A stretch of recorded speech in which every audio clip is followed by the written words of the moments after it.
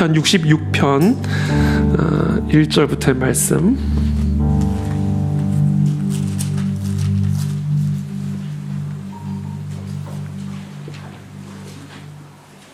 시편 66편입니다.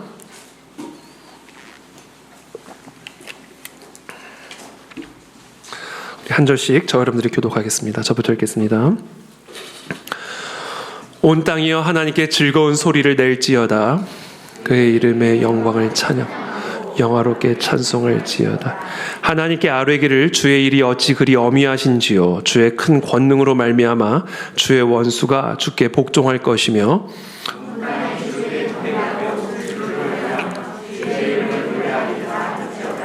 와서 하나님께서 행하신 것을 보라. 사람의 아들들에게 행하심이 어미하시도다.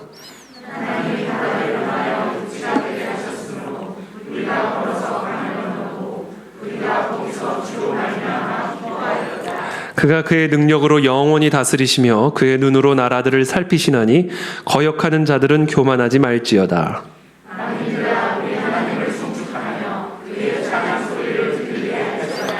그는 우리 영혼을 살려두시고 우리의 실족함을 허락하지 아니하시는 주시로다.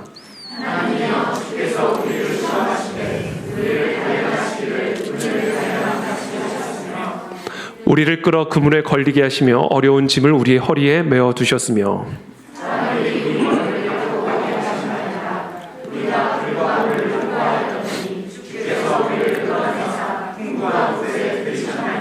내가 번제물을 가지고 주의 집에 들어가서 나의 서원을 주께 갚으리니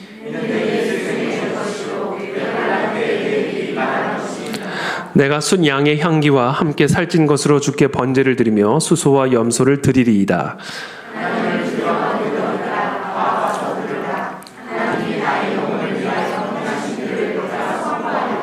내가 나의 입으로 그에게 부르짖으며 나의 혀로 높이 찬송하였도다.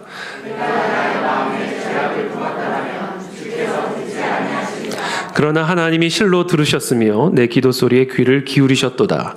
하나님을 찬송하리로다. 그가 내 기도를 물리치지 아니하시고 그의 인자심을 내게서 거두지도 아니하셨도다. 아멘. 네, 오늘 우리 금요 예배 오신 여러분들 축복하고 환영합니다. 오늘도 특별한 하나님의 은혜의 말씀이 오늘 대언되어지고 또 선포되어지기를 기도하는 마음으로 시편 66편 말씀 함께 나누도록 하겠습니다. 오늘 말씀의 제목은 하나님께 올려드리는 우리의 서원이라는 제목입니다. 1절부터의 말씀이죠. 온 땅이여 하나님께 즐거운 소리를 낼지어다. 그의 이름의 영광을 찬양하고 영화롭게 찬송할지어다. 여러분, 우리를 향한 하나님의 명령 중에 가장 중요한 명령 중에 하나가 무엇이냐면 하나님을 찬양하라라는 명령입니다. 이거 명령입니다. 상황과 환경을 따지지 말고 하나님께 즐거운 소리를 내라 라는 명령. 이것이 우리를 향한 하나님의 명령 중에 가장 중요한 명령 중에 하나입니다. 우리는 이 명령에 순종해야 합니다. 우리의 기분에 따라 찬양을 하고 말고가 아니죠. 하나님을 찬양하라. 하나님에게 즐거운 소리를 내라. 박수를 쳐라. 발을 구르며 춤을 추며 하나님을 찬양하라. 이것은 우리를 향하신 하나님의 명령입니다. 자, 그렇다면 저는 사실 찬양할 때 춤을 추고 싶은데 좋아요? 정말 괜찮으시겠어요? 즐거움을 내라는 거죠. 그렇다면 우리가 이 하나님을 우리의 상황과 환경과 내 느낌과 감정과 상관없이 찬송해야만 하는 이유, 그 하나님을 즐거워해야만 하는 이유는 무엇일까?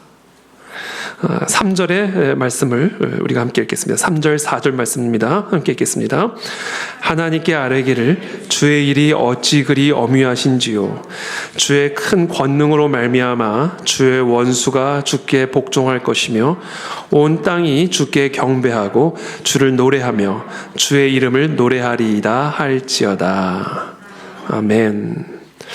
우리가 우리의 상황과 환경과 감정과 상관이 없이 하나님께 즐거운 소리를 내야만 하고 또 하나님을 춤을 추며 찬송해야만 하는 이유는 하나님의 일이 너무나 어미하시기 때문이다라는 겁니다.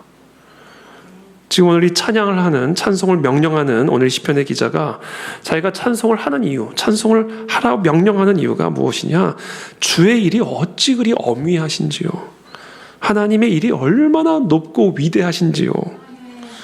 하나님께서 행하시는 일을 보면은 그 안에서 정말 하나님의 기가 막힌 지혜와 기가 막힌 능력을 보게 되는 거예요. 그래서 우리 하나님으로 인해서 즐거워하지 않을 수가 없고 그 하나님을 찬양하지 않을 수가 없게 된다는 겁니다. 그래서 저는 오늘 이 시간 저 여러분들을 축복합니다. 여러분 지금 우리의 상황이 어떠하든 하나님을 즐거워하시고 찬양하십시오. 하나님이 행하시는 일에는요 놀라운 지혜가 있습니다.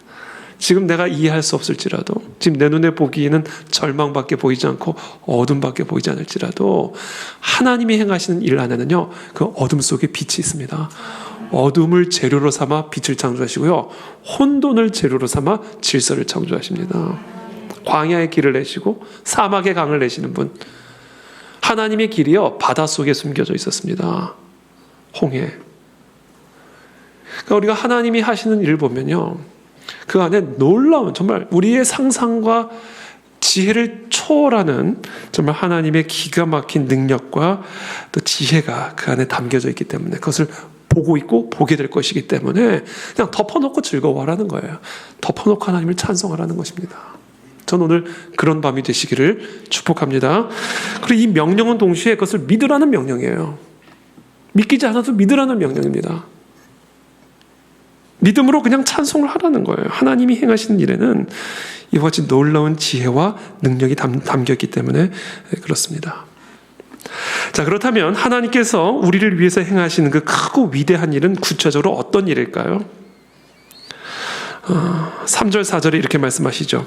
하나님께 아뢰기를 주의 일이 어찌 그리 어미하신지요 주의 큰 권능으로 말미암아 주의 원수가 주께 복종할 것이며. 이게 지금 하나님이 행하시는 어미하신 큰 놀라우신 일입니다. 하나님의 원수가 하나님에게 복종케 하신다는 거예요. 하나님의 원수를, 하나님을 대적하는 하나님의 원수를 하나님에게 복종케 하셨다라는 이야기는요, 하나님을 대적하는 원수를 하나님이 이기셨다라는 말씀입니다. 하나님을 대적하는, 하나님의 뜻을 대적하는 하나님의 원수를 이기셔서 하나님의 원수로 하여금 오히려 하나님의 뜻을 행하게 하셨다. 하나님을 대적하는 하나님의 원수를 이기셔서 하나님의 원수로 하여금 오히려 하나님의 백성을 위해서 일하게 하셨다. 이것이 지금 이 시편의 기자가 바라보며 하나님의 놀랍고 위대하신 능력을 찬송하는 거예요. 나를 해하는 줄 알았더니 나를 위하는 일이었어. 하나님의 뜻을 회방하고 방해하는 하나님의 대적이라고 생각했는데 하나님의 대적이 하나님을 대적함으로 말미암아 하나님의 뜻을 성취했다는 거예요. 그럼 너무 기가 막힌 거예요. 그러니까 어떻게 하나님을 대적하는 그 일을 통해서 하나님은 하나님의 뜻을 성취하시는가? 하나님의 백성을 쓰러뜨리고자 하는 그 계략을 통해서 어떻게 하나님은 하나님의 백성을 섬기게 하시는가? 그거를 보니까 너무 기가 막히고 놀라워서 하나님께 즐거워하지 않을 수가 없고 발을 구르며 춤을 추며 찬양하지 않을 수가 없다. 그래서 여러분, 저 여러분들이 하나님의 백성인 이상 여러분 모든 일은 우리를 위하는 일이 됩니다. 무조건 그렇게 되게 되어 있어요. 그래서 여러분 과정 가운데에서 실족하지 마십시오. 과정 가운데 배반하지 마십시오. 끝까지 하나님의 신실하심을 지키셔야 돼요. 그래야 나중에 민망하지가 않아요. 왜냐하면 하나님은 우리를 해치는 것처럼 보이는 대적을 통해서 우리를 위하시는 분이기 때문에. 왜? 하나님은 하나님의 원수를 이미 이기셨어요.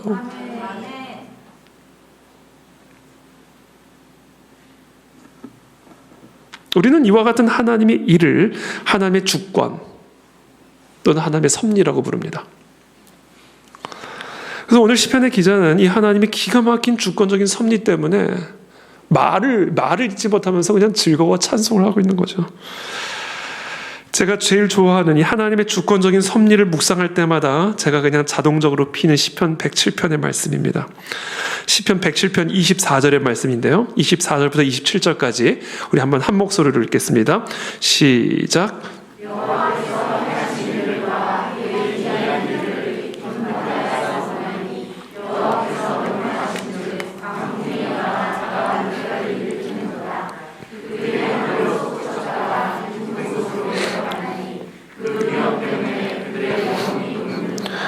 그들이 이리저리 구르며 취한 자같이 비틀거리니 그들의 모든 지각이 혼돈 속에 빠지는도다. 아멘. 기가 막힌 일들을 보는 거예요. 어디서요? 바다에서. 성경에서 바다는요, 지옥 비슷한 개념입니다. 사실 바다. 리워 야단이 사는 곳이죠. 바다는 매우 요나가 바다로 빠지죠. 근데 그 바다에서 하나님의 기이한 일들을 본다는 거죠. 전혀 기이한 일을 기대할 수 없는, 전혀 선한 것을 기대할 수 없는 그 바다 중심 한복판에서 기이한 일을 보게 하시는 거죠. 우리가 기대하지 않은 곳에서 하나님의 기이한 일을 보게 되니까 이 기쁨이 더 커요. 그렇죠? 하나님은 그런 분이시다라는 것이죠. 그래서 지금 이 시편 107편의 기자가 여호와께서 행하신 일들과 그의 기이한 일들을 아주 깊은 어둠에서, 깊은 혼돈에서, 깊은 절망에서, 깊은 바다에서 보나니 여호와께서 명령하신 즉 광풍이 일어나 바다 물결을 일으키는도다. 광풍, 미친 바람이죠. 바다 물결을 일으키는 거예요. 그들이 하늘로 솟구쳤다가 배를 탔는데 바이킹처럼 이 광풍을 맞아가지고 광풍에 파도가 몰아치니까 파도도 미쳤죠. 갈피를 잡을 수 없는 미친 광풍, 미친 파도를 만난 거예요. 그러니까 배도 같이 미치는 거예요. 하늘로 솟구칩니다, 배가. 그러다가 또 깊은 곳으로 내려갑니다. 그 위험 때문에, 그렇죠. 얼마나 위험합니까? 그 위험 때문에 그들의 영혼이 녹아내려요. 그들이 이리저리 구르며 취한 자같이 비틀거리니 그들의 모든 지각이 혼돈 속에 빠지는 거예요. 그때 그들이 그들의 고통 때문에 여호와께 부르짖음에, 그렇죠? 그가 그들의 고통에서 그들을 인도하여 내시고, 여러분 우리 가운데 이와 같은 깊은 바다, 또 이런 광풍과 몰아치는 비바람과, 그래서 정말 하늘로 솟구쳤다가 깊은 곳으로 내려가는 그 위험으로 말미암아, 그런 위험한 지경으로 말미암아 우리들의 영혼을 녹여내는 이런 깊은 어둠 속에 하나님의 선하신 기이한 뜻이 뭔지 아세요? 부르짖게 하시기 위함이다. 부르짖다. 이게 여러분 이 광풍 속에, 이 깊은 바다 속에 담겨진 하나님의 기이한 섭리입니다. 부르짖게 하시기 위함이다. 저는 우리 그 안에 진리교회, 우리 금요철에 이 예배당에 이 자리가 기도하는 사람들로 가득 차게 되기를 바랍니다. 그래서 저는 솔직히 이런 생각까지, 한번 온라인을 끊을까? 그럼 다 나오시게. 한 달만 온라인을 좀 중단할까? 그래서 편안하게 소파에 앉아서 예배 드리는 게 아니라, 조금 기도하다가 TV 끄는 게 아니라 마음을 같이하여 목소리로 하나님을 부르짖으며 우리의 영혼이 녹아내릴 것 같은 이 위험한 지경에서 하나님 우리를 건져내 주십시오. 이 나라 이 민족을 구원해 주십시오. 저 북한 땅을 건져내 주시고 살려내 주십시오. 정말 머리에 죄를 뒤집어 쓰고 옷을 찢으며 마음을 찢으며 부르짖는 그런 기도의 자리가 회복되게 하기 위해서 온라인을 끊어야 되겠다, 이런 생각이 좀 들어요.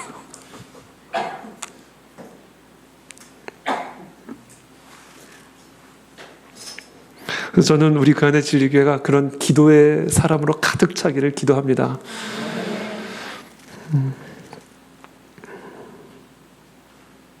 그래서 107편 28절에 이런 말씀이, 이에 그들이 그들의 고통 때문에 여호와께 부르짖음에 그가 그들의 고통에서 그들을 인도하여 내시고, 그렇죠? 거기서 그들을 인도내셔요. 자, 고통이 부르짖음을 만들어내고 부르짖음을 통해서 그들을 인도하여 내시며 광풍을 고요하게 하시고 물결도 잔잔하게 하시는 하나님의 주권적인 권능을 경험하게 하시는 겁니다. 그들이 평온함으로 말미암아 기뻐하는 중에 여호와께서 그들이 바라는 항구로 인도하시는도다. 미친 광풍이요, 사실은 원하는 항구로 인도하시는 바람이었어요. 미친 게 아니었어요. 오르락 내리락 하는 정말 우리의 영혼을 녹여내는 이 위험한 지경이 사실은 우리를 하나님이 우리가 바라시는 항구로, 하나님이 원하시는 항구로 우리를 이끌어 가시기 위한 하나님의 섭리에 불과했던 겁니다. 그거를 본 거예요. 이 깊은 바닷속에서. 그 기이한 하나님의 주권적인 손길을. 그래서 이 시편 107편의 시편 기자가 이렇게 말합니다. 여호와의 인자하심과 인생에게 행하신 기적으로 말미암아 그를 찬송할지로다. 이게 오늘 시편 66편의 기자의 똑같은 고백입니다. 사실 제 마음 안에도 이와 같은 고백으로 충만합니다. 온 세상이 하나님의 계획과는 정반대의 계획을 가지고 바쁘게 돛을 돌리고 노를 젓고 있는데, 전능하신 하나님은 바람의 세기와 파도의 방향을 조종하시면서 배를 조종하는 선장의 마음을 조종하시면서 결국 하나님이 정하신 항구와 목적지로 우리를 도달하게 하시는 분이시다. 하나님의 계획에 반대하는 세상의 계획을 사용하셔서 도리어 하나님의 계획을 성취하시는 분이시다. 하나님의 목적을 방해하는 세상의 대적을 통해서 하나님의 목적을 성취하시는 분이시다. 교회를 쓰러뜨리고자 하는, 성도를 무기력하게 만들고자 하는 세상의 계획을 이용해서 도리어 교회와 성도들을 더 강력하게 부흥시키는 하나님의 그 기이한 일을 보고는 지금 찬양을 하고 있는 거예요. 전 지난 2년간의 코로나의 위기가 이와 같은 하나님의 역사를 일으킨 줄을 믿습니다.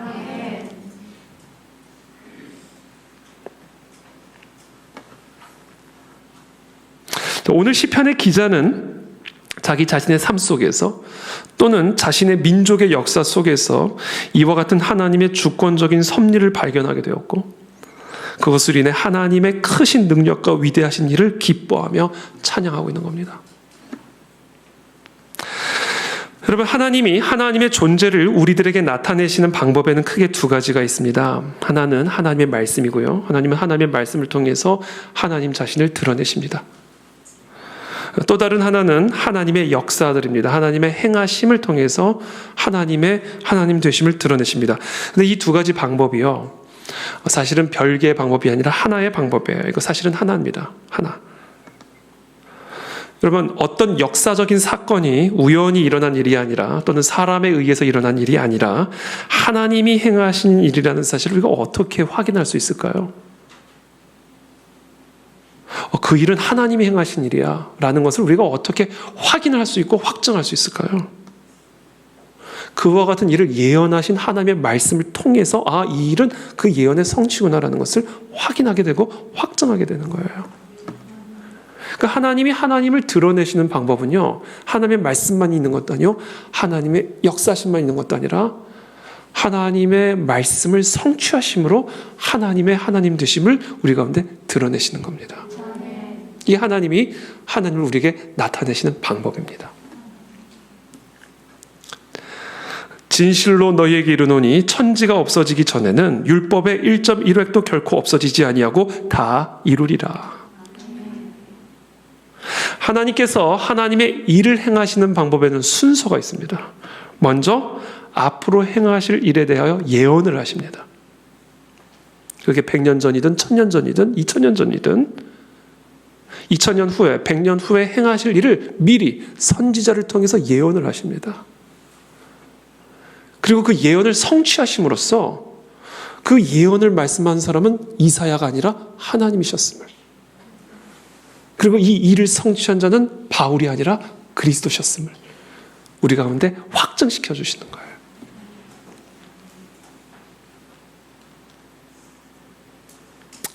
이처럼 하나님의 말씀대로 예언대로 성취되어지는 하나님의 역사를 일컬어 우리는 하나님의 섭리라고 부르는 거예요. 하나님의 섭리. 이와 같은 하나님의 섭리는 하나님의 살아계심을 부인할 수 없게 만들 뿐 아니라 하나님의 살아계심에 대한 우리의 믿음을 아주 확고하게 만들어줍니다.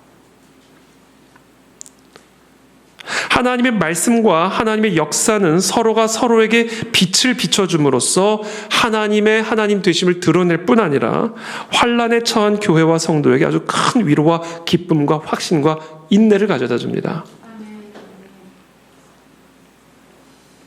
자, 오늘 본문에서 주의 원수 이렇게 했어요. 주의 원수가 주께 복종할 거다 이렇게 얘기했어요. 그리고 온 땅이 주께 경배하고 주를 노래하며 주의 이름을 노래하리이다 할지어다. 시편 66편. 이 시편의 기자가 누군지는 모르겠습니다만 다윗이라고 가정해 보시죠. 다윗이 이미 주의 원수가 주에게 복종할 것을 예언하고 있습니다. 여기서 말하는 주의 원수는 누굴까요? 마귀입니다. 이미 예수 그리스도께서 태어나시기도 전에, 예수 그리스도께서 십자가에서 죽으시고 부활하시기도 전에 이미 다윗은 예수 그리스도께서 나의 후손으로, 다윗의 후손으로 오실 하나님의 아들 예수 그리스도를 통해서 사단 마귀의 머리가 깨지는 것을 봤고 예언하고 있다.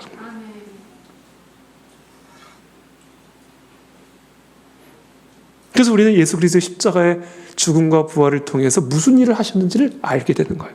이건 하나님이 하신 일이구나.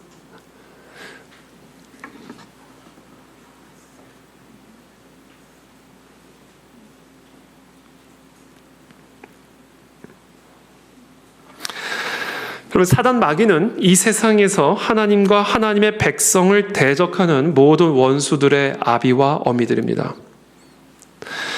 우리의 싸움은 혈과 육의 전쟁이 아니라 하늘에 있는 악의 영들을 상대하는 것이라고 사도 바울은 말씀하셨습니다. 사단 마귀. 김정은이 우리의 적이 아니라 사단 마귀가 우리의 적입니다.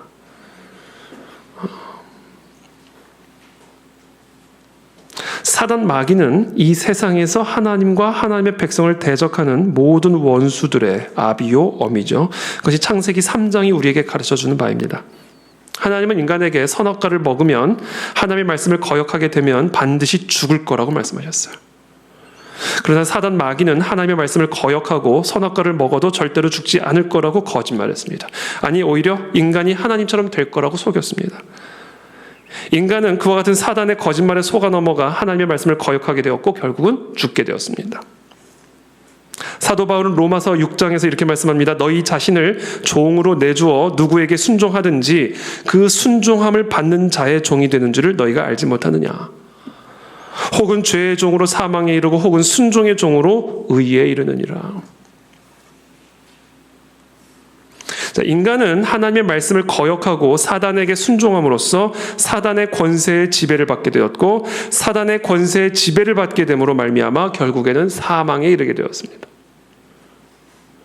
그 결과 인간에게 위임된 이 세상 역시 사단의 권세와 사망의 권세의 지배를 받게 되었고, 그 결과 이 세상에 모든 악이 시작되었고 문제가 시작이 된 것이죠. 그러므로 하나님의 궁극적인 원수, 하나님의 백성의 궁극적인 원수는 바로 사단 마귀인 것입니다. 우리는 우리의 주적이 누군지를 정확하게 아셔야 됩니다. 문제의 근원이 어디 있는지를 정확하게 아셔야 돼요. 사단 마귀입니다.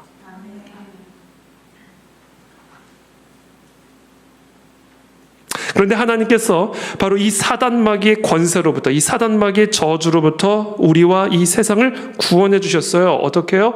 예수 그리스도께서 십자가에서 죽으시고 부활하심으로 말미암아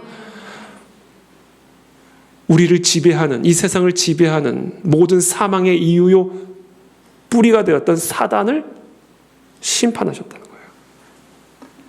사단의 권세를 끊어내셨다는 것입니다. 하나님께서 인간의 모양으로 이 세상 가운데 내려오셔서 모든 인간을 대신하여 십자가에서 죽으심으로 말미암아 죄의 권세, 사망의 권세 아래로 스스로 들어가셨어요.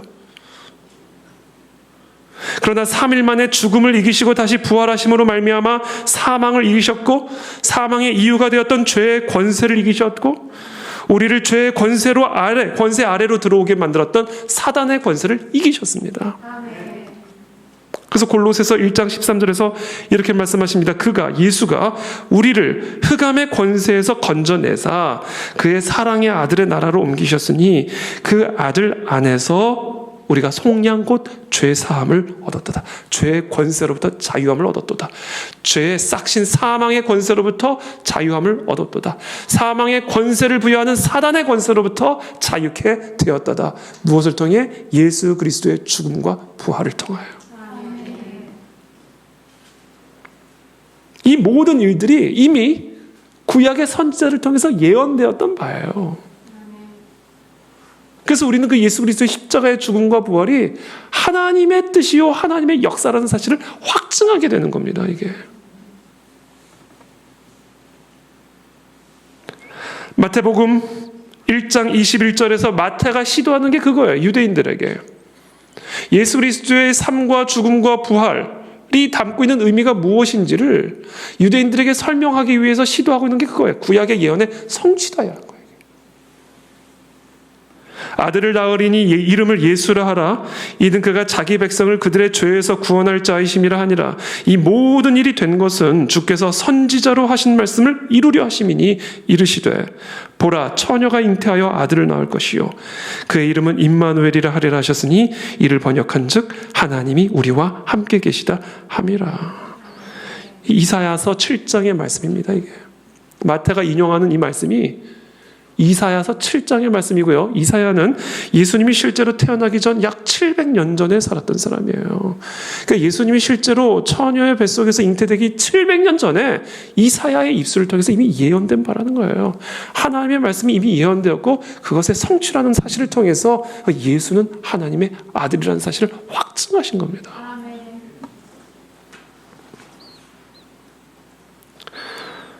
헤롯이 유대의 왕이 났다라는 소식을 동방박사를 통해서 듣고는 2살 아래의 모든 남자 아기를 다 죽이라고 명령하죠. 그때 하나님의 사자가 요셉의 꿈에 현몽하여 나타납니다. 요셉이 일어나서 밤에 아기와 그의 어머니를 데리고 애굽으로 떠나가 헤롯이 죽기까지 거기 있었으니, 그렇죠. 헤롯의 그 위협을 피해서 하나님의 사자가 지시한 대로 꿈에서 깨자마자 아기와 마리아를 데리고 애굽으로 갑니다. 애굽. 그래서 헤롯이 죽기까지 애굽에서 살게 되었습니다. 이거 그냥 애굽에 간 게 아니라는 거예요. 그냥 이민 간 게 아니라는 겁니다. 이는 주께서 선지자를 통하여 말씀하신 바 애굽으로부터 내 아들을 불렀다함을 이루려 하심이라. 여기서 말씀하신 선지자는 누구예요? 호세아예요. 예수님이 태어나시기 약 700년 전에 살았던 호세아 선지자를 통해서 호세아서 11장 1절의 말씀을 성취하시는 사건이었다는 거예요. 그러니까 예수님이 어디서 태어나고 어떻게 태어나고 어디로 이주하시는지 이런 세세한 사건들이 그냥 일어난 일들이 아니라 이것이 어떻게 하나님의 역사인지를 우리가 어떻게 알 수 있는가? 이미 700년 전에 예언된 선지자의 말씀을 통하여 이 말씀이 하나하나도 빠짐없이 성취되었구나. 이거는 하나님이 행하신 일이구나. 라는 사실을 확증하게 되는 것이죠. 우리는 다 양 같아서 예수 그리스도의 십자가의 죽음, 그것 또한 역시 이미 예언된 말씀입니다. 우리는 다 양 같아서 그릇 행하여 각기 제 길로 갔거늘 여호와께서는 우리 모두의 죄악을 그에게 담당시키셨도다. 그가 곤욕을 당하여 괴로울 때에도 그의 입을 열지 아니하였으며 마치 도수장으로 끌려가는 어린 양과 털 깎는 자 앞에서 잠잠한 양같이 그의 입을 열지 아니하였도다. 이 말씀이 지금 누구의 입술을 통해서 말씀되어지는지 아세요? 예수님 태어나시기 700년 전에 살았던 이사야의 입술을 통해서 예언되고 있는 말씀.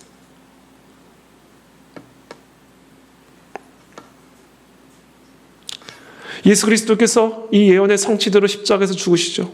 어린 양처럼 잠잠히 입을 열지 않은 채 묵묵히 십자가에서 못 박혀 죽임을 당하십니다. 6월절 어린 양이 되어서. 그렇죠. 그때 군인들이 예수님의 몸에서 벗겨낸 옷을 제비 뽑죠. 이게 그냥 제비 뽑는 게 아닙니다. 군인들이 서로 말하되 이것을 찢지 말고 누가 얻나 제비 뽑자 하니 이는 성경에 그들이 내 옷을 나누고 내 옷을 제비 뽑나이다 한 것을 응하게 하려 함이러라. 예수님이 태어나시기 1000년 전에 살았던 다윗의 시편 고백을 통해서 이미 예수님의 옷이 제비 뽑히게 될 것을 예언하셨습니다.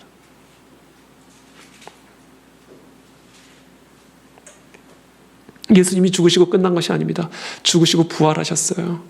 이것은 인간의 상식으로나 의학적으로나 도무지 납득이 될 수 없는, 믿겨지지 않는 일입니다. 그러나 이 역사조차도 이미 예언된 하나님의 말씀이다라는 거예요.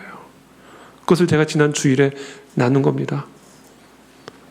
하나님께서 그를 사망의 고통에서 풀어 살리셨으니 베드로가 오순절에 모여있는 유대인들에게 지금 일어난 이 성령의 강림의 역사가 어떻게 일어난 일인지를, 이게 이 사람들이 술에 취한 게 아니라 하나님이 일하시는 것이고 하나님의 영이 일하시는 것임을 설명하기 위해서 예수 그리스도의 죽음과 부활을 설명을 하는데, 이것이 진짜로 하나님의 능력으로 말미암아 일어난 죽음과 부활의 사건임을 입증하기 위해서 요엘서의 말씀, 그리고 예수님이 태어나시기 1000년 전에 살았던 다윗의 말씀을 가지고 설명을 하기 시작하죠.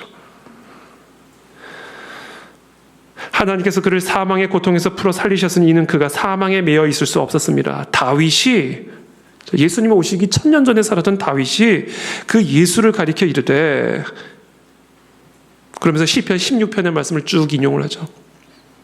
그리고 특별히 그 말씀 가운데 이는 내 영혼을 음부에 버리지 아니하시며 주의 거룩한 자로 썩음을 당하지 않게 하실 것이미로다라고 말한 이 다윗의 이 말씀이 다윗 자신에 대해서 이야기하는 것이 아니라, 왜? 다윗은 음부에 들어가 썩은 시체가 우리 가운데 있기 때문에. 이게 다윗에 대해서 이야기하는 것이 아니라 다윗의 후손으로 오신 하나님의 아들 예수 그리스도에 대해서 예언하고 있는 것임을 베드로가 설파하고 있는 거예요. 그래서 이 예수님의 죽음과 부활은 거짓도 아니요, 사람이 사사로이 만들어낸 이야기도 아니라 예수님이 오시기 1000년 전, 700년 전에 예수님을 보지도 못했던 선지자의 입술을 통해서 예언된 하나님의 말씀의 성취다라는 것을 통해서 예수 그리스도의 죽음과 부활의 사실성을 입증하고 확신시켜주고 있는 거예요.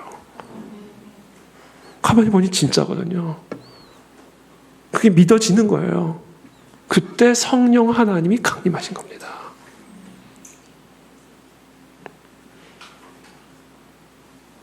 이게 사도행전에 보면 사도들이 계속해서 설교하는 방식이에요.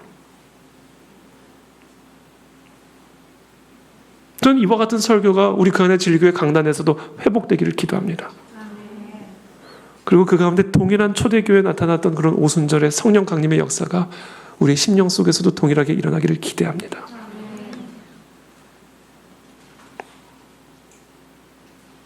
선지자들의 예언의 성취.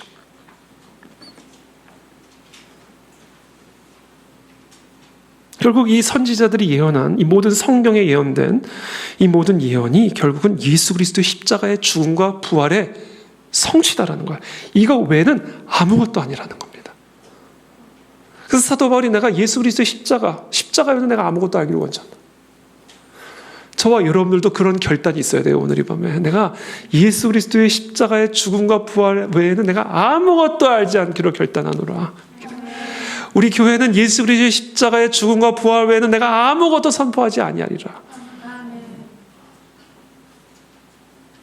왜냐하면 예수 그리스도의 십자가의 죽음과 부활을 통하여 모든 문제의 뿌리가 되며 모든 저주의 원인이 되는 사단 마귀를 이기셨기 때문에 그래요. 그래서 우리는 그것만을 선포하고 그것만을 노래하며 그것만을 높여드리는 겁니다. 그때 그 예수 그리스도의 그 권능이, 죽음을 이기시고 사단을 이기신 그 권능이 우리의 심령 속에 부어지는 겁니다.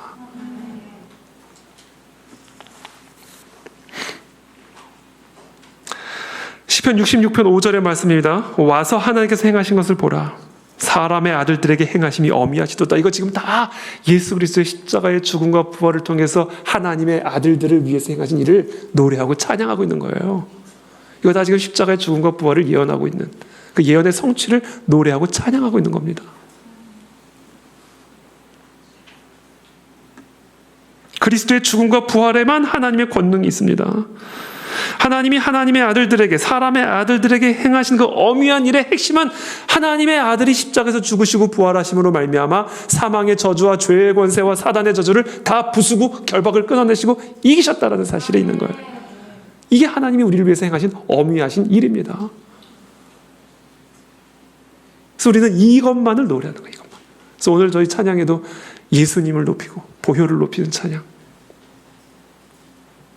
우리가 예수 그리스도의 이름을 높이고 보혈의 능력을 찬양할 때 그때 그 그리스도의 권능이 우리 가운데 나타나는 겁니다.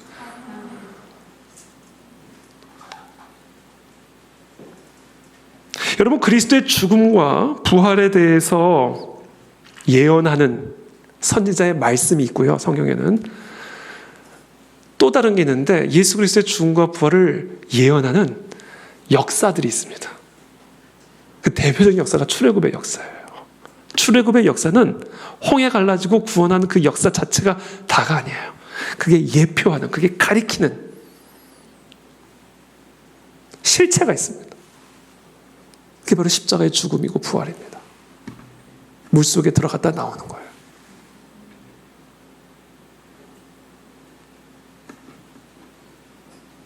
유월절에 어린 양의 피를 문설주에 발라 하나님의 심판이 건너가는 겁니다. 이게 다 무엇을 지금 가리키는 예표하는 역사예요, 이게.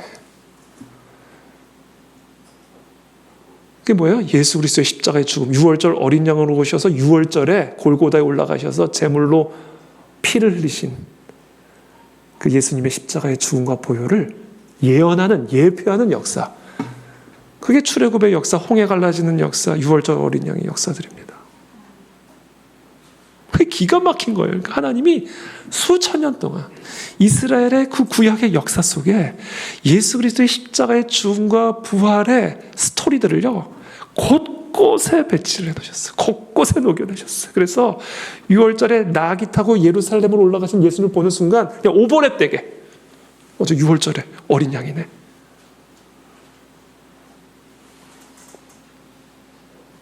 십자가에서 죽으시고 부활하심으로 말미암아, 죽고 부활, 물속에 들어갔다 나오심으로 말미암아 바로의 압제로부터 건져내시는 하나님의 구원의 역사, 출애굽의 역사네.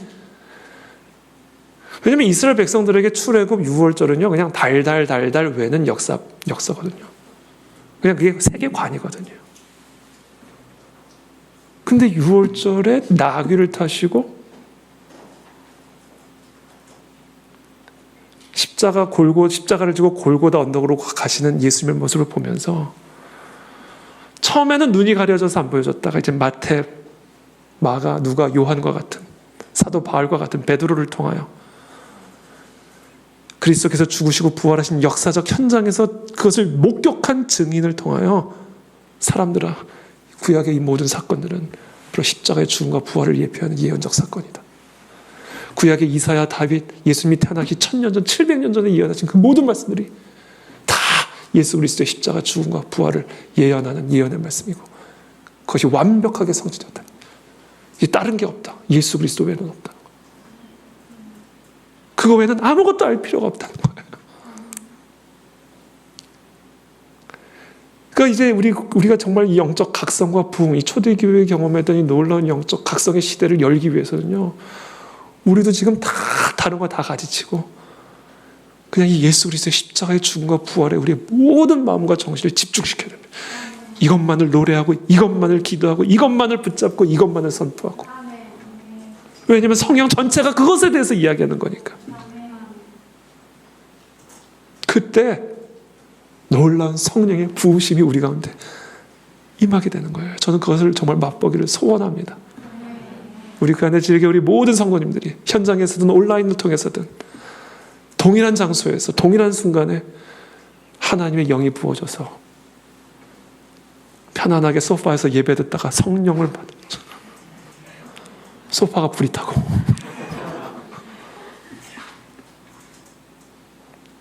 저는 그런 일이 일어나게 될 줄로 믿습니다.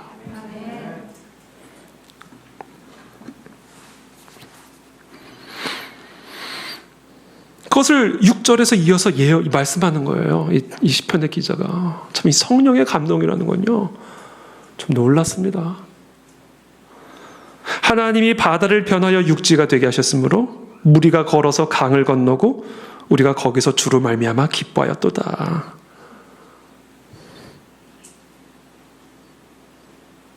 하나님의 구원의 역사, 우리가 너무나 잘 아는 이스라엘 백성들이라면 너무나 잘 아는 이 하나님의 구원의 역사를 상기시키죠. 바다를 변하여 육지가 되게 하셔서 이스라엘 백성들을 바로와 애굽의 압제로부터, 그 저주스러운 지배로부터 해방시키시고 건져내셨어요. 지금 시편의 기자는 자신의 조상들에게 행하신 이 구약시대의 하나님의 어미하신 일을 상기시키며 예수 그리스도의 죽음과 부활을 통해서 우리를 구원하시는 그 십자가의 구원의 역사를 예표하고 있는 겁니다. 예언하고 있는 거예요.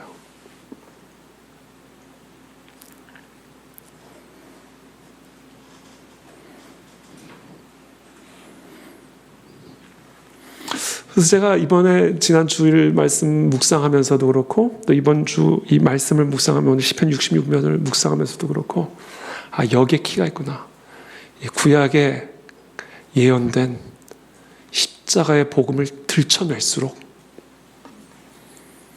이 모든 것들이 다 예수 그리스도의 십자가의 죽음과 부활을 가리키고 있고 그것을 예언하고 있고 그것을 예표하는 것이라는 사실을 들춰내면 들춰낼수록 우리 안에 예수님의 십자가의 죽음과 부활에 대한 믿음과 확신은 더욱 견고해지게 될 것이고 더 강력한 성령의 강림이 우리 가운데 부어지겠구나. 키를 발견한 겁니다. 베드로의 설교를 통해서 지난주에 나는 사도행전 2장의 기록들. 나도 이렇게 설교해야지. 이렇게 한 거죠.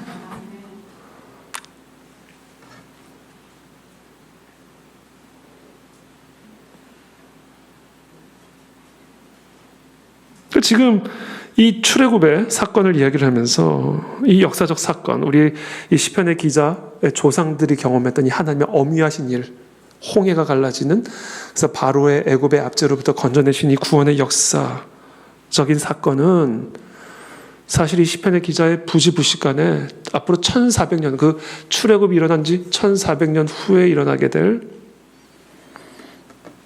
그리스도의 십자가 사건을 예언하고 있음을, 예표하고 있음을 사도 바울이 그렇게 설교하는 거예요. 사도 바울이. 이거 제가 막 그냥 내피셜로 말하는 게 아니에요. 이게 다 사도 바울의 설교입니다. 형제들아, 고린도 교인들에게 설교하는 겁니다. 형제들아, 나는 너희가 알지 못하기를 원하지 아니하노니 너가 반드시 알기를 원하노니 우리 조상들이 다 구름 아래 있고 바다 가운데로 지나며 모세에게 속하여 다 구름과 바다에서 뭐를 받았고 세례를 받고. 그러니까 지금 이 사도 바울은요, 이스라엘 백성들이 애굽의 압제로부터 나와 홍해를 건너 약속의 땅으로 나아가는 이 여정을요, 특별히 홍해를 건너는 이 여정을 물세례로 지칭하고 있는 거예요. 물세례. 물세례 받는 거다. 예수 그리스도의 십자가의 죽음과 부활을 믿는 믿음의 표적으로 물세례 받는 사건이다. 다 같은 신령한 음식을 먹으며 다 같은 신령한 음료를 마셨으니 이는 그들을 따르는 신령한 반석으로부터 마셨음에 그 반석은 곧 그리스도시라. 예수 그리스도의 예표라는 겁니다. 하나님께서 이스라엘 백성을 애굽의 결박으로부터 구원하실 때 홍해를 건너기 직전에 유월절 어린 양의 제사를 명령하시죠.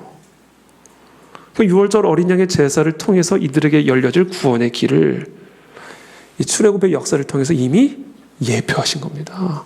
사도 바울이 그것을 정확하게 끄집어내서 들춰내신 거예요.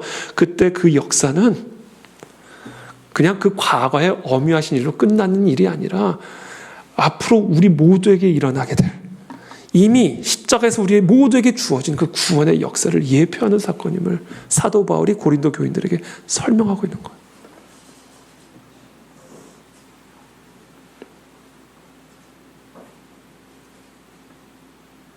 아브라함에게 독자 이삭을 제물로 바치라고 한 이 하나님의 명령 역시 단순히 그냥 아브라함의 믿음을 시험하기 위한, 테스트하기 위한 것에 국한된 게 아닙니다. 물론 아브라함의 믿음을 시험하기 위한 것도 있지만 그 시험 자체가 예표하는 역사의 실체가 있었다.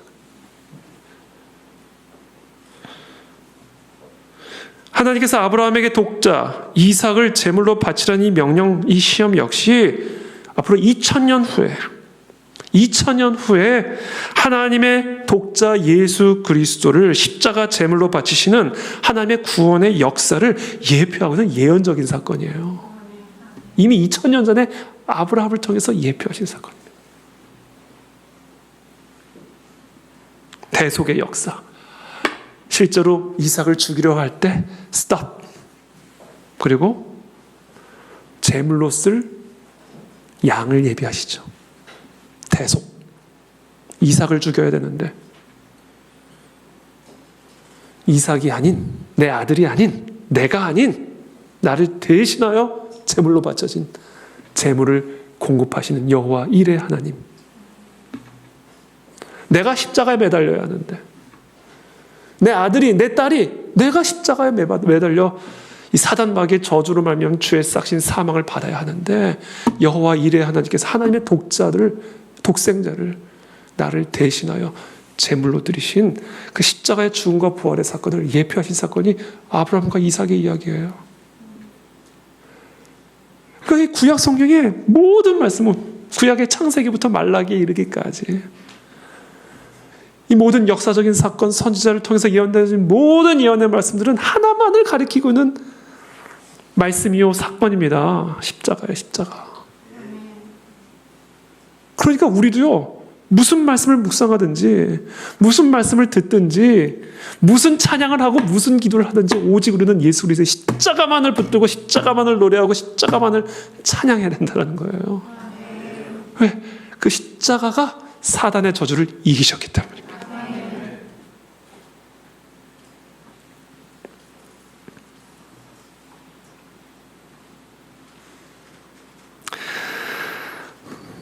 근데 특별히 이 아브라함에게 이 이삭을 이제 바치라는 명령을 하시고 나서 아브라함이 그대로 순종하잖아요. 근데 여기 또 다른 하나의 명령을, 또 다른 하나의 메시지를 예표하고 있고 또 담아두셨어요. 아주 핵심적인 이 복음의 진수를 추가적으로 이 아브라함과 이삭의 사건 안에 담아두셨습니다.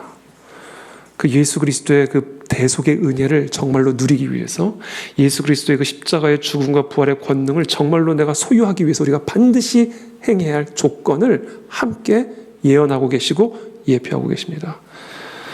창세기 22장 15절에서 이렇게 말씀하세요. 여호와의 사자가 하늘에서부터 두 번째 아브라함을 불러 이르시되, 첫 번째 부르셨어요. 그때는 이삭을 바치라는 거였어요. 그리고 그 사건 이후에 두 번째 메시지가 임합니다. 여호와께서 이르시기를 내가 나를 가리켜 맹세하노니 네가 이같이 행하여 네 아들 네 독자도 아끼지 아니하였은즉 내 명령에 순종하였은즉 내가 네게 큰 복을 주고 네 씨가 크게 번성하여 하늘의 별과 같고 바닷가의 모래와 같게 하리니 네 씨가, 여기서 씨는 누굴까요? 그 대적의 성문 사단 마귀의 게이트를 차지하리라. 근데 그 조건이 있어요. 뭐예요? 내 말에 순종했기 때문이다.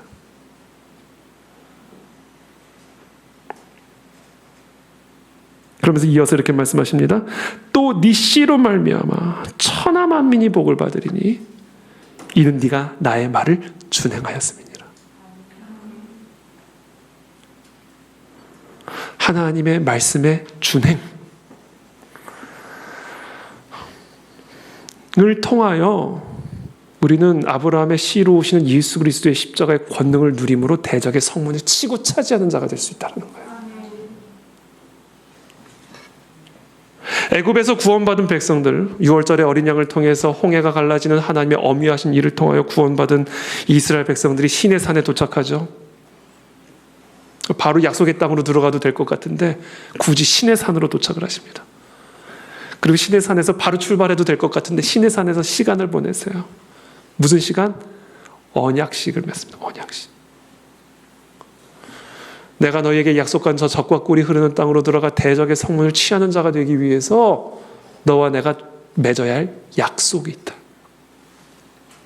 그러니 시내산에서 모세만을 특별하게 구별하여 부르신 다음에 하나님의 백성들이라면, 하나님의 십자가의 권능을 누리는 하나님의 자녀된 권세를 누리기 위해서라면 하나님의 백성다운 하나님의 언약을 지켜 행해야만 한다는 것. 그 언약의 내용이 신명기 4장의 말씀입니다. 이스라엘아, 이제 내가 너희에게 가르치는 규례와 법도를 듣고 준행하라. 그리하면, 이거 조건문이에요. 이 말씀에서 제일 중요한 단어 그리하면이에요. 그리하면. 이 그리하면이 빠지면 이 말씀은 죽습니다. 아브라함이 이삭을 바치라는 하나님의 명령에 준행을 했기 때문에 너의 씨를 통해서 대적의 성문을 치하는 권세가 주어지게 될 것이고 천하만민의 복이 된다라는 겁니다. 내가 너에게 가르치는 규례와 법도를 듣고 준행하라. 그리하면 너희가 살 것이요 너희 조상의 하나님 여호와께서 너희에게 주시는 땅에 들어가서 그것을 얻게 되리라. 내가 너희에게 명령하는 말을 너희는 가감하지 말고 내가 너희에게 내리는 너희 하나님 여호와의 명령을 지키라. 그러면서 경고의 말씀을 하시죠. 여호와께서 바알보올의 일로 말미암아 행하신 바를, 여기서 우상을 숭배를 했죠. 모압의 여인들과 함께 모압의 신들을 우상 숭배하는 일들이 일어났죠. 여호와의 계명을 버렸죠. 그때 바알보올의 일로 말미암아 행하신 바를, 전염병으로 수많은 사람이 죽임을 당했죠. 너희가 눈으로 보았거니와 바알보올을 따른 모든 사람을 너희의 하나님 여호와께서 너희 가운데에서 멸망시키셨으되 오직 너희의 하나님께서 붙어 떠나지 않은 너희는 오늘까지 다 생존하였느니라. 그러니까 예수 그리스도께서 우리를 위해서 죽으시고 부활하신 사단 마귀를 이기신 그 권능을 우리가 소유하고 누리기 위해서는요, 그 능력이 우리의 삶 속에 유입이 되기 위해서는요, 우리가 그 주 그리스도의 말씀을 준행해야 됩니다. 이게 조건이에요. 예수 그리스도를 높일 때 그것은 우리는 예수 그리스도의 말씀을 준행하는 겁니다. 그때 그 그리스도의 십자가의 권능이 우리 삶 속에 유입이 되는 겁니다. 그것을 지금 예표하고 있고 예언하고 있는 말씀이에요.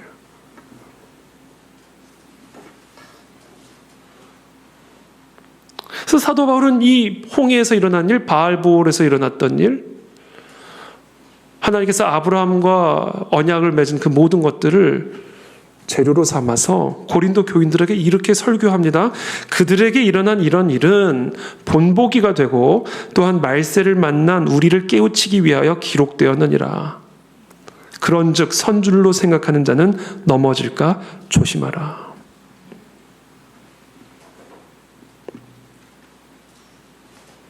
그래서 시편 66편 7절에서 오늘 시편의 기자는 다음과 같이 또 우리에게 예언합니다. 그가 그의 능력으로, 그렇죠? 그 어미하신 능력으로, 크고 놀라우신 능력으로, 사단 마귀를 이기신 십자가의 부활의 권능으로 영원히 다스리고 그의 눈으로 나라들을 살피시리니 거역하는 자들은 교만하지 말지어다. 하나님의 그 영원한 어미하신 능력으로 그의 눈으로 나라들을 감찰하고 살피실 텐데, 그것은 하나님의 어미한 능력을 경험하고 누리기 위해서는 하나님께 거역함으로 교만하게 행하지 말라는 것. 바알보올에게 일어났던 일들을 경고로 삼아 하나님의 언약 백성에게 명령하신 그 규례와 법들을 지켜 행함으로 예수 그리스도께서 십자가에서 죽으시고 부활하신 사단 마귀를 이기신 권능을 누려라.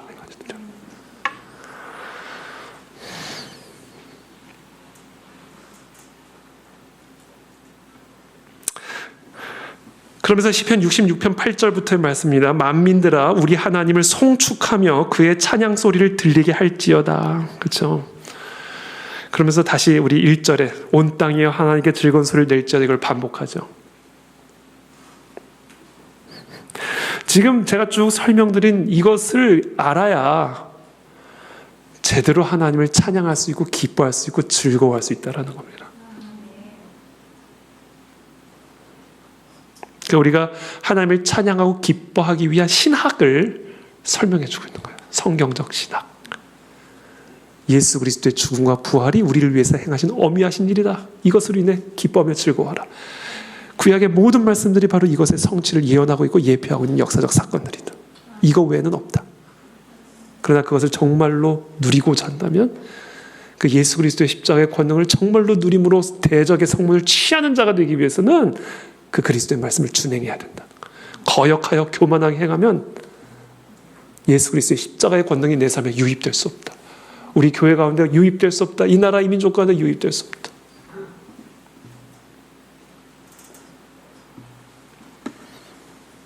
그러면서 10절부터 이렇게 말씀하세요. 8절 9절. 만민들아 우리 하나님을 송축하며 그의 찬양 소리를 들리게 할지어다. 그는 우리 영혼을 살려두시고 우리의 실족함을 허락하지 아니하시는 주시로다. 그러면서 아주 굿뉴스, 아주 좋은 소식 하나 말씀을 하시는 게 뭐냐면, 하나님은 우리가 하나님을 거역하여 교만하게 행하지 못하도록, 실족하도록 내버려 두지 않으실 것이다 라고 약속하십니다. 하나님의 백성들을 위해서, 하나님의 백성들이 하나님의 명령을 거역하고 교만하게 행함으로써 예수 그리스도의 십자가의 권능으로부터 떨어져 나가지 못하도록, 실족하도록 내버려 두지 않으실 것이다. 그리고 그 방법이 뭐예요? 징계입니다. 연단입니다. 그 10절부터의 말씀이에요. 10절부터 12절까지 우리 한 목소리로 함께 읽겠습니다. 시작.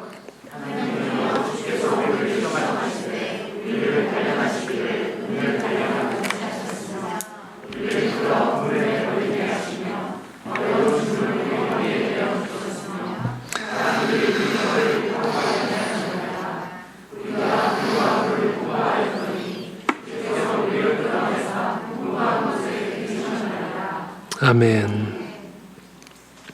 자,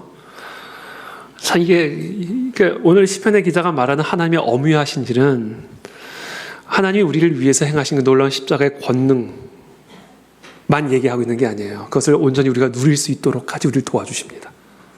우리를 그냥 내버려 두시고 우리가 알아서 그 십자가의 권능을 누리도록 내버려 두시는 게 아니라, 우리가 하나님의 말씀을 준행하지 않으면, 하나님의 규례와 법도를 지켜 행하지 않으면 그리스도께서 우리를 위해서 행하신 그 십자가의 승리를 누리지를 못하기 때문에 누릴 수 있도록 도와주신다. 그게 징계고 연단이다. 불과 물을 통과하게 함으로, 깊은 바다에 들어가게 하심으로, 광풍을 만나고 배가 그냥 하늘로 솟구쳤다가 땅으로 떨어지는 것 같은 위험한 지경에 이르러 영혼이 다 녹아내릴 것 같은 그런 상황들을 통하여 부르짖게 하신다. 회개하게 하신다. 지켜 행하게 하신다. 그렇게 함으로써 실족한 길에서 떠나 다시금 예수 그리스도의 규례와 법도로 돌아와 십자가의 권능을 소유하게 하신다. 이 하나님이 우리를 위해서 행하시는 또 다른 기이한 일이다라는 것을 시편의 기자가 노래하고 있는 것이죠. 그래서 우리를 시험하시되 우리를 단련하시기를 은을 단련함 같이 하셨습니다. 여러분, 은에 딱 은이 있는데 그 속에 개미가 들어가 있어요. 개미가 이러고 박제되어 있어요. 은 속에. 그거 어떻게 빼냅니까? 어떻게 빼내겠어요? 녹여버려야 돼요. 물로 만들어버려야 됩니다. 물. 녹여버려야 돼요. 영혼을 녹여야 됩니다. 영혼 안에 들어가 있는 불순물을 어떻게 뺍니까? 영혼을 녹여야 돼요. 어떻게 녹여요? 깊은 바닷속에 집어넣어야 되는 거예요. 영혼이 한번 녹아내려야 영혼 안에 있는 불순물들을 뺄 수가 있는 겁니다. 그 은을 단련하는 것처럼 우리를 연단하신다는 겁니다. 우리를 끌어서 그물에 걸리게 하신다는 거예요, 여러분. 우리를 끌어다가 그물에 걸리게 하신대요. 어려운 짐을 우리 허리에 메워두신대요. 사람들이 우리 머리를 타고 가게 하신대요. 우리가 불과 물을 통과하시게 한다는 거예요. 그런데 이 모든 일들을 통해서, 이 모든 일들이 마치 우리를 해롭게 여기는 거죠. 해롭게 할 것처럼, 우리를 망하게 할 것처럼, 우리의 영혼을 완전히 녹여버리는 위험한 지경으로 보이는데, 그 모든 과정을 통과하여 결국 우리를 어디로 끌어내신다고 되어 있어요? 풍부한 곳에 들이셨나이다. 이게 기이한 일입니다. 이게 지금 이 시편의 기자가 목도하고 있는 기가 막힌 하나님의 엄위하신 역사, 그것으로 인해 지금 하나님을 찬송하고 있는 거예요. 불이 나를 죽이는 줄 알았더니 불이 나를 살렸네. 물이 나를 완전히 삼킬 줄 알았는데 이 물이 나를 살렸네. 이 놀랍고 위대하신 하나님의 일을 즐겁게 찬양하지 않을 수 있으리야. 십자가의 권능을 내 안에서 회복하셨네. 사단 마귀를 이기신 그 영권을 내 안에서 회복하셨네. 이 불이, 이 물이 내 영혼을 녹이는 이 모든 허리에 무거운 짐들과 내 발이 걸린 그 그물을 통해서 내 안에 잃어버린 영권을, 사단 마귀의 대적의 성문을 취할 수 있는 권세를 회복하셨네. 그러니까 이게 즐겁게 춤을 추며 찬양하지 않을 수가 없는 것이죠.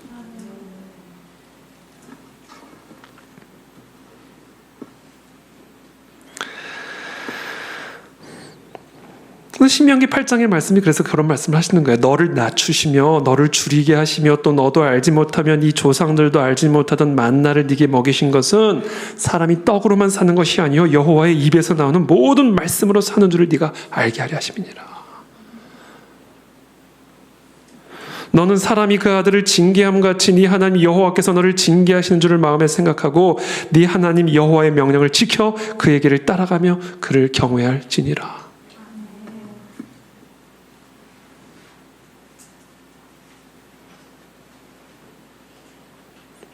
하나님께서 하나님의 백성들로 하여금 실족하여 다시금 죄의 권세, 사망의 권세, 사단의 권세 아래로 들어가지 못하도록 하시기 위해서 사용하신 하나님의 방식이 징계요 연단이다. 광야에서의 연단의 시간을 통해 결국 적과 꿀이 흐르는 땅으로 인도하셨고 70년간의 바벨론의 포로 생활을 통하여 결국에는 다시금 예루살렘으로 인도하셔서 무너진 성벽을 재건하게 하시는 것이 하나님이 우리의 삶 속에 이 땅의 역사 속에서 행하시는 어미하신 기이한 일이십니다.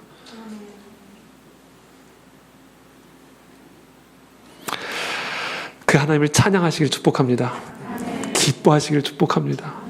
여러분, 우리가 어떤 연단의 시간을 통하고 있든지 간에 그 시간을 통해서 우리는 영권을 회복할 겁니다.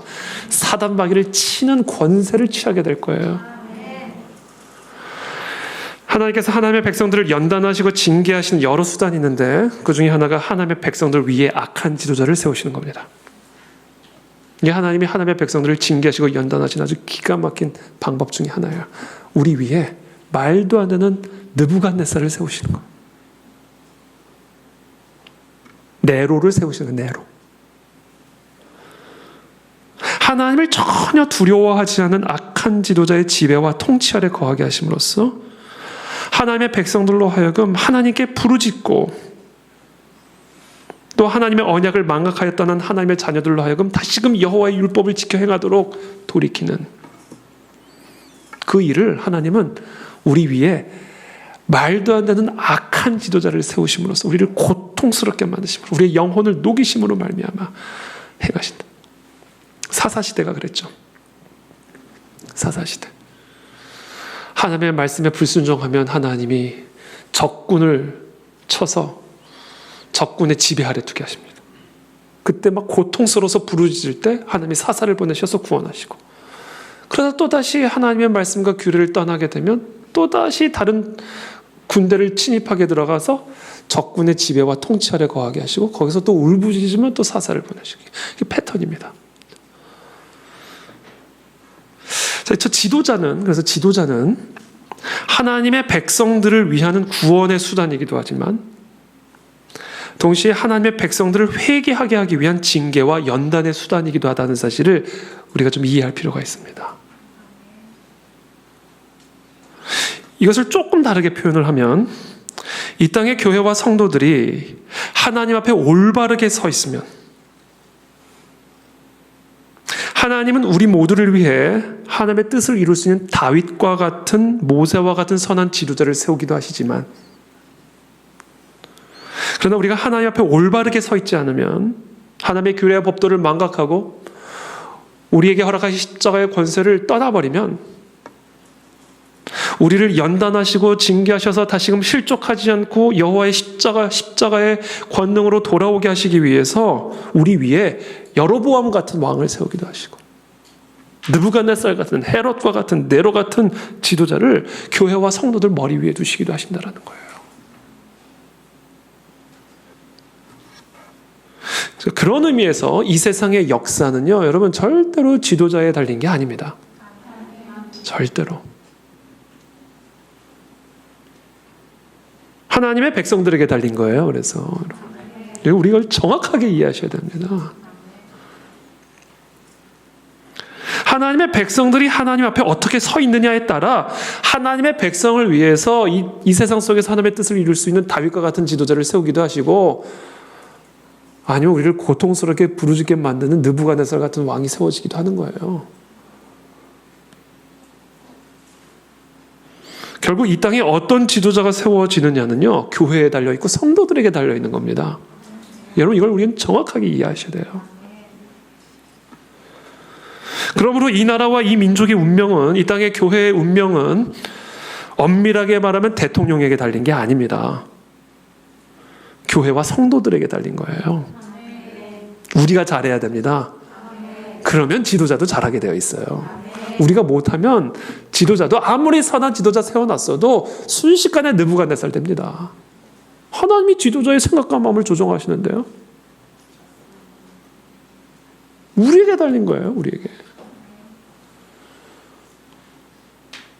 엉뚱한 지도자에게 우리 목매달고 있을 게 아닙니다. 우리가 잘하면, 우리가 하나님 앞에서 올바로 서 있으면요, 하나님이 느부갓네살 같은 지도자도 세워가지고 고레스처럼 사용하시는 것이고, 하나님이 다윗과 같은 지도자를 세워두셨다가도 저와 여러분들이 하나님의 길에서 이탈을 해버리면요, 순식간에 다윗이 헤롯이 됩니다.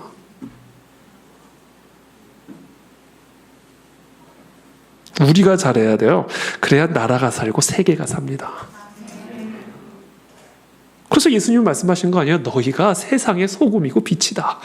예수님의 말씀입니다. 너희가. 우리.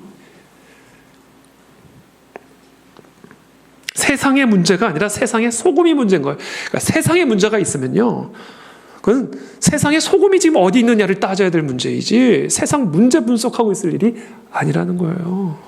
세상이 어둡다? 뭐의 문제예요? 빛이 어디 있냐를 따져야죠. 빛이 지금 제대로 빛을 내고 있느냐를 따져야 되는 거란 말입니다. 이 세상에 밝기는, 이 세상의 부패는 누구에 달리는 거예요? 누구 하기에 나름에 달리는 겁니까? 성도와 교회에게 달린 거예요. 저와 여러분들이 역사의 주인공이고 역사를 이끌어가는 역사의 지도자들입니다. 그건 예수님의 말씀이에요. 너희가 세상의 소금이요 빛이라고 그랬습니다. 그렇기 때문에 저와 여러분들은요, 막중한 책임감을 가지고 있어야 돼요. 우리의 신앙이 그냥 나 잘 살고 우리 가족 잘 사는 수준에 머물러 있어서는 안 된다는 말입니다. 나의 신앙이 나라 이 민족의 운명을 결정지을 수 있다는 거예요. 여러분, 저와 여러분들의 어깨에 이 나라 이 민족의 운명이 달려 있습니다. 여러분, 그걸 믿으십니까?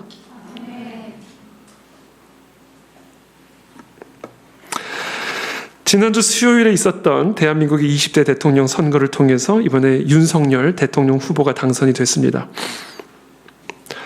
밤새신 분. 저는 이제 딱 그 개표 출구조사 딱 나왔는데 순간 제가 이거 뭐지? 누가 이긴다는 거야? 근데 근소한 차이로 윤석열 후보가 이긴다고 되어 있더라고요. 그래서 출구조사가 사실은 정확하거든요. 그래서 저는 되겠거니 하면서도 혹시라도 그러니까 막 밥을 먹는데 이게 넘어가는지 안 넘어가는지 그러면서 이제 개표 방송을 보기 시작하는데 제가 그 골든 크로스 순간을 보셨습니까? 그거 다 봤어요. 다 보면서 제가 제 페이스북으로 인스타로 계속 중계를 하면서 봤는데 윤석열 후보가 48.56% 득표했고요. 득표율이 이재명 후보가 이제 47.83%. 그러니까 0. 몇 프로예요? 7% 정도 되나 보죠. 그러니까 24만 표 차이로 승리를 한 것이죠. 그러니까 역대 대선에서 가장 적은 차이로 승리를 했다고 합니다. 자, 이런 선거의 결과가 우리에게 시사하는 바가 무엇일까?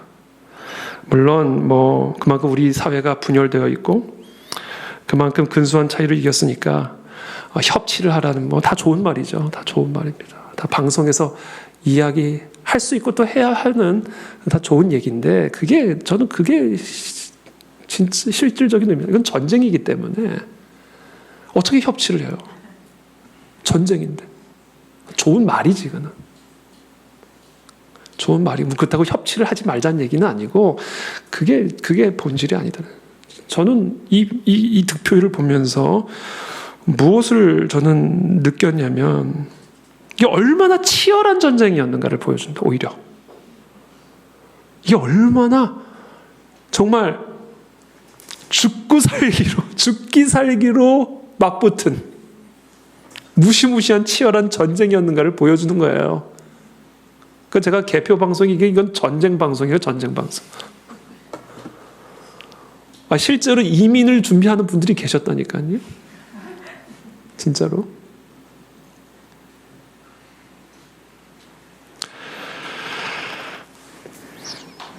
말이 안 되죠. 사실은 이렇게 붙을 전쟁이 아니죠. 이렇게 근소하게 승패가 갈릴 선거가 아니었어요, 사실은. 이거는. 그렇잖아요. 상식적으로. 근데 이렇게 근소한 차이로 아주 간신히, 질 수 없는 전쟁을 간신히 이겼어요. 그 이유가 뭘까? 저는 이게 얼마나 이 치열한 전쟁이었는가, 이번 선거가 얼마나 치열한 전쟁이었는가를 보여준과 동시에 드디어 여리고 선거 같은 흑암의 진이, 균열이 시작됐다. 균열이 시작이 됐다. 그냥 이번에 한국 교회가 진짜 금식하며 철야하며 정말 부르짖었습니다. 정말 고통 속에 영혼이 녹아내리는 것처럼. 하나님 우리의 기도를 들으시고 딱 부딪혔는데 둘 다 머리가 깨진 것 같긴 해. 근데 저쪽이 조금 더 깨진 거예요. 균열이 조금 더 갔어요, 여기가. 0.7%. 균열이 보인 거예요. 균열이 보였어요. 이제 균열이 보였다. 이제부터가 중요합니다. 이제부터가 진짜, 이제부터. 이 균열을 확장시켜야 돼요.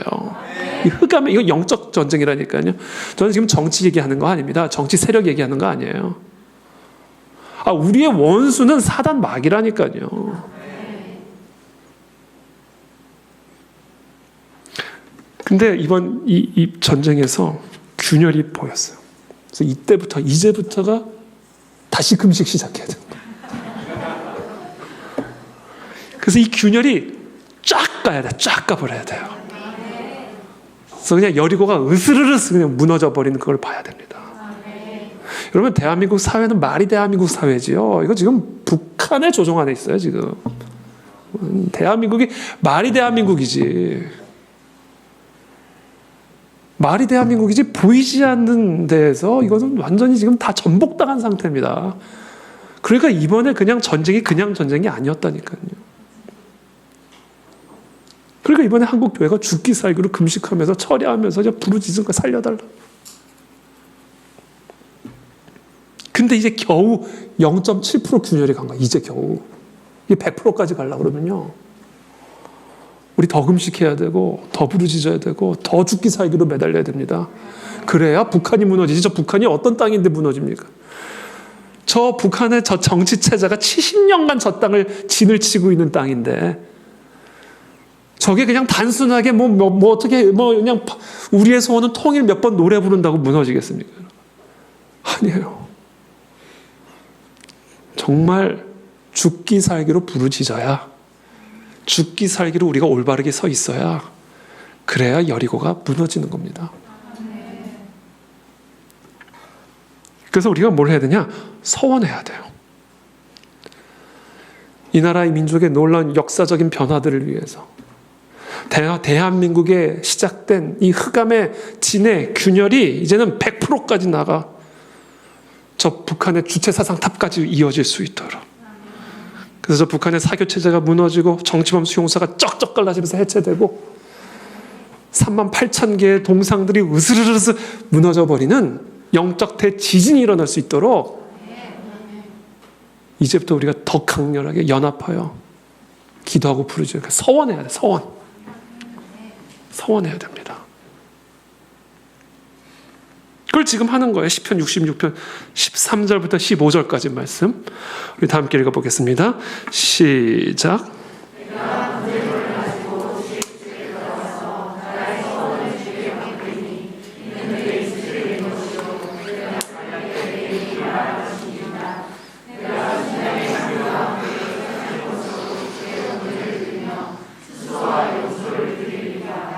아멘. 이제 내가 번제물을 가지고 주의 집에 들어가서 서원을 주께 갚겠다는 거예요. 그러니까 하나님이 나를 이렇게 구원하시면, 우리를 위해서 이렇게 일하시면 내가 서원을 드리겠습니다. 아마 기도하면서 이미 서원을 드렸던 것 같아요. 근데 하나님이 이제 구원하셨으니, 어미하신 일을 행하셨으니 이제 내가 번제물을 가지고 주의 집에 들어가서 서원을 주께 갚겠다. 내 환난 때 내 입이 말한 것입니다. 내가 숫양의 향기와 살찐 것으로 주께 번제를 드리며 이제 수수와 염소를 드리리다. 이제 서원을 행하겠다는 겁니다. 근데 여러분, 하나님이 일을 행하신 다음에, 그러니까 우리가 환난 때 서원을 하고 하나님이 응답하신 다음에 서원을 행하는 것도 중요하지만, 그보다 더 하나님의 역사를 앞당기고 더 강력하게 만들 수 있는 방식이 있습니다. 선서원 행하는 거, 선서원. 먼저 서원을 행하는 거예요. 하나님이 나를 구원하신 다음에 서원을 행하는 게 아니라 하나님이 일하시기 전에 서원을 미리 행하는 겁니다. 그러면 하나님의 역사가 더 앞당겨지지 않겠습니까? 그래서 우리가 하나님 앞에 하나님의 기이한 역사가 우리나라 민족과 열방 가운데 일어나기 전에 먼저 미리 서원하고 서원을 행하자는 거예요. 미리. 그러면 하나님이 기뻐하시지 않으시겠어요? 그럼 오늘 우리가 해야 할 서원, 그리고 행해야 할 서원, 대한민국이 처한 이 시대적인 상황 속에서, 한국 교회가 처한 이 시대적인 상황 속에서 우리 한국 교회와 성도들이 이 나라의 역사를 변화시키기 위해서, 이 역사의 흐름을 변화시키기 위해서, 이 나라 민족의 운명을 변화시키기 위해서 하나님 앞에서 해야 할 서원과 행해야 할 서원이 무엇일까? 이미 말씀드렸어요. 주의 규례와 율법과 법도를 행하기로 서원하셔야 됩니다.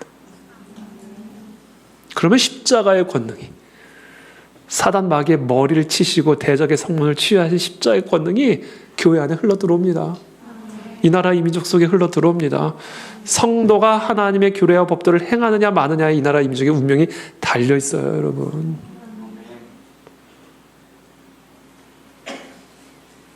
근데 그거 말고 또 하나가 더 있어요. 그게 뭔지 아세요? 부르짖음입니다. 부르짖음. 간절하게 부르짖어야 돼요. 필사적으로 부르짖기로 우리가 서원하셔야 됩니다. 오늘 하나님, 이 나라 이 민족의 역사적인 흐름의 변화를 위해서 우리 그 안에 진리교회 성도들은, 한국교회 성도들은 필사적으로 하나님에게 부르짖고 또 부르짖기로 서원합니다. 이거 서원해야 됩니다. 우리가 거기에 이 민족의 운명이 달려있기 때문에. 저는 오늘 이 설교를 준비하면서 이번 한 주간 사실은 금식 기도 마치고 나서부터 하나님이 제게 계속해서 마음에 주신 감동이에요. 그리고 특별히 이번 대선의 결과를 바라보면서, 그리고 그 0.7%의 표차를 제가 보면서 이렇게 기도했는데 이제 0.7%, 99.3%가 남아있습니다. 이거 어떻게 해야 돼요? 어떻게? 결론, 나 혼자만 기도해서는 안 돼. 이제 다 데리고 와서 기도해야 되는 거예요. 아니, 이렇게 기도했는데 0.7% 균열 갔다니까요. 그러니까 99.3%의 균열 가려면요, 이게 무슨 얘기예요? 나만 기도해서는 안 된다는 거예요. 나 기도하러 나올 때 옆에 있는 사람 데리고 나와야 된다는 얘기예요. 여기 빈자리 다 채워서 기도해야 된다는 얘기입니다. 그래야 우리의 기도가 10배가 되고 100배가 돼가지고 99.3%를 부수죠. 그러니까 이제는요, 혼자 기도하면 안 돼요. 연합해서 100명이든 200명이든 1000명이든 온라인을 통해서든 세계 각국의 모든 사람들과 함께 이 간절한 이 민족의 운명을 앞두고 하나님의 역사를 위해서 필사적으로 부르짖어야 됩니다. 그래서 저는 지금 기도하는 중이에요. 하나님, 어떻게 우리 그 안에 진리기 위해서 드려지는 이 예배와 기도를 더 연합하여, 우리 에스더 금식 기도회를 어떻게 더 연합하여 다른 지역에 있는 분들과 함께 한마음 한뜻으로 같은 기도의 제목을 두고 100명이 기도할 걸 1000명이 기도하고 1000명이 기도할 걸 10,000명이 기도하게 할 수 있을까? 하나님의 은혜를, 도우심을 구하고 있습니다. 저는 인위적으로 이것 할 일이 아니에요. 이것 하나님의 인도하심이 있어야 돼. 그래서 여러분들도 기도해 주십시오. 온라인을 통해서든 아니면 어떤 장소에 한 자리에 모여서든 하나님, 이제 한국의 교회와 성도들이 서로 연합하여 한 덩어리가 돼가지고 협력하여 부르짖는 기도의 합주회, 조나단 에드워즈의 표현대로 이 기도의 합주회를 열어야 된다. 합주회. 그래서 제가 아까 말씀드린 거예요. 자리를 다 채워야 된다, 이제는. 물론 경우에 따라 상황에 따라 온라인을 통해서도 우리가 함께 기도할 수 있지만 이제 더 모이는 일에 힘을 써서 이 나라 이 민족의 운명의 변화를 위해서 우리가 더 부르짖어야 된다라는 겁니다. 그래서 저는요, 이번에 제가 미리 선포합니다. 저는 이제 5일 금식에서 저 개인이에요, 개인. 이제 10일 금식으로 넘어갑니다. 10일 금식. 그래서 6월 달에는 제가 5일 먼저 금식 시작할 거예요. 5일 먼저. 그래서 여러분들 우리 5일 금식 끝날 때 같이 끝나도록. 여러분 다 끝났는데 5일 더 하려면 힘드니까 미리 미리 시작해서 이제는 10일 금식으로 넘어갑니다. 그렇게 해야. 근데 이거 나 혼자 금식하려니까 시간이 많이 걸려. 그래서 저녁 금식이라도 10일 같이 하자다가 10일 금식, 저녁 금식. 저녁 금식 못합니까? 아침 금식 못하겠어요? 같이 끌고 들어가야 된다니까. 그래야 이게 하나님의 능력이다. 그래서 우리가 1년에 3차례 5일 금식 기도를 하지만 또 마음에 자발적으로 감동이 있고 또 부르심이 있는 분들은 저랑 같이 10일 금식 6월 달부터. 여러분 저녁 금식만 하셔도 돼요. 아니면 아침 금식만 하루에 한 끼라도.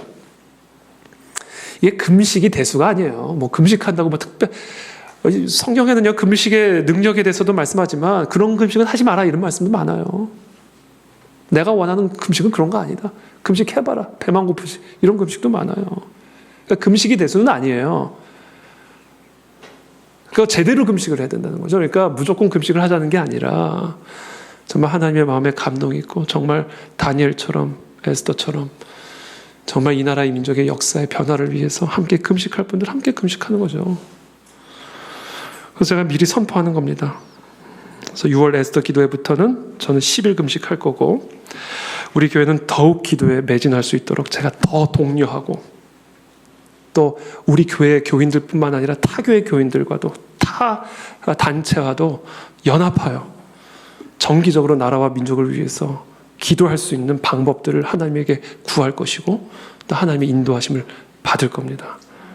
그래서 이제는 더 강력한 기도에 박차를 가해서 이번 새롭게 선출된 또 하나님이 세워주신 이 윤석열 대통령 당선인이 통일의 시대를 이끌어갈 수 있고 또 너무나 혼란스럽고 혼돈스러운 이 세상에 지금 대한민국의 현실 가운데 여러분 연합 전에 청소가 이루어져야죠. 청소되지 않고 연합되면 어떻게 돼요? 그러니까 정말 청소할 것 정확하게 청소해 주시고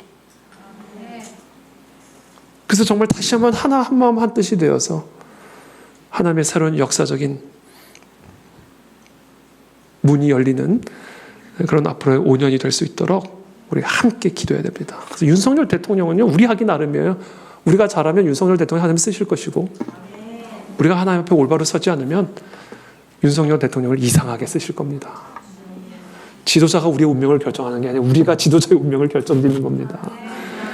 그러니까 우리가 깨어서 하나님의 말씀 앞에 올바로 서고 기도와 금식에 전념하는 그래서 이 나라 이 민족의 운명이 변화될 수 있도록 우리 함께 나아가는 우리 그 안에 진리가 되기를 축복합니다. 우리 함께 기도하며 나가겠습니다. 우리 찬양팀 잠깐 나와주시고